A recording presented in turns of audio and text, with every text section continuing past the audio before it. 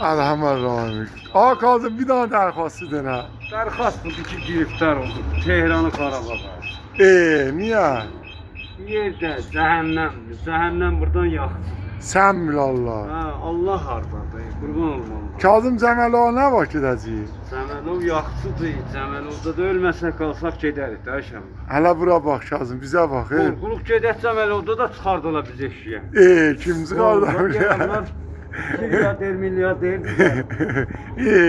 Ha, o 1000 metr. Bazı adamlar var diye.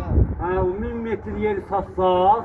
Aha. Cəməlovda biraz yer alırıq inşallah. İnşallah, Ha, inşallah. 1000 metri satsaq da. Bu da Kazım'ın motorudur ha. Der motorum var der. Kazım der motorumun egzozun sağlığına. Kazım onu bilir ya. Qoy onu. Bağlan.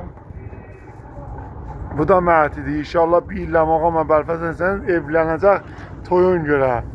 Amma Məhdi dərxastın nədir fağlı? Dərxastleşme işledim yok. İnşallah bir daha neysən xəstəni çəkərsən da Her işi. yer. Böyle pulları veriyor. Verər, niyə vermə? Ha. Metri sata. İnşallah Kazım ağama bəlfəsən